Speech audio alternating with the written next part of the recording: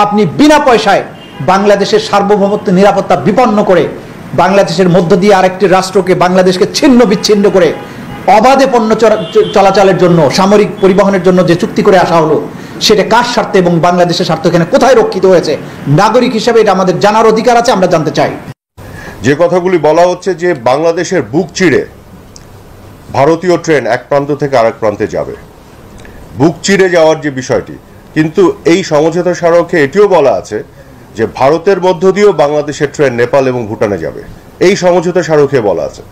এবং নেপাল এবং ভুটান থেকে বাংলাদেশের ট্রেন বা তাদের ট্রেন ভারতের মধ্য দিয়ে বাংলাদেশে এসে মংলা পোর্ট বা চিটাগং পোর্ট ব্যবহার করবে। তারা কিন্তু এখন কলকাতা পোর্ট ব্যবহার করে, অর্থাৎ আমাদের পোর্টগুলোকে আমরা লাভজনক করব।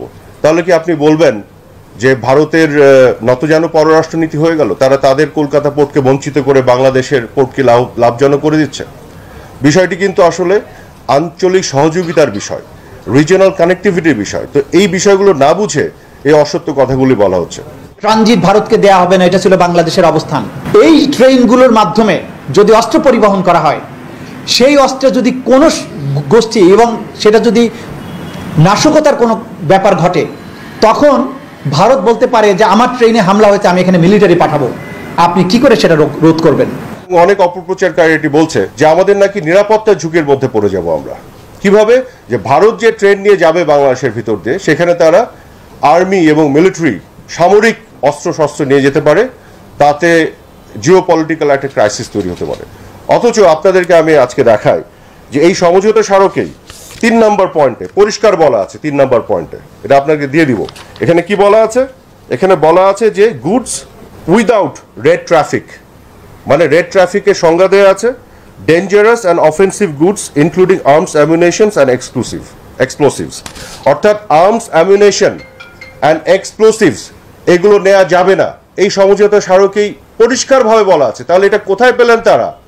কল্পিতভাবে একটা উস্কানিমূলক একটা পরিবেশ তৈরি করছেন যেখান থেকে আর্মস নিয়ে যাবে। সমঝোতা স্মারকে তো এটা নিষেধ করা আছে।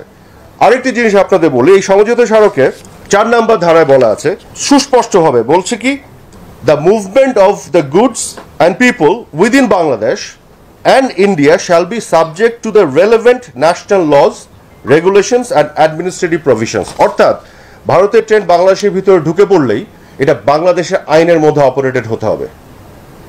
একইভাবে বাংলাদেশের ট্রেন যখন ভারতের ভিতরে ঢুকে নেপাল বা ভুটানে যাবে, সেটা ভারতের আইনের মধ্যে অপারেটেড হবে। অর্থাৎ আমরা কিন্তু আমাদের আইনের মধ্যে এটাকে অপারেশনের বাইরে যাওয়ার কোনো সুযোগ নেই। কাজে এটা টোটালি বাংলাদেশের মানুষকে বিভ্রান্ত করার জন্য, উস্কানি দেওয়ার জন্য এই কল্পিত একটা রূপকথার গল্প তারা তৈরি করেছে, যেটা আমাদের নিরাপদ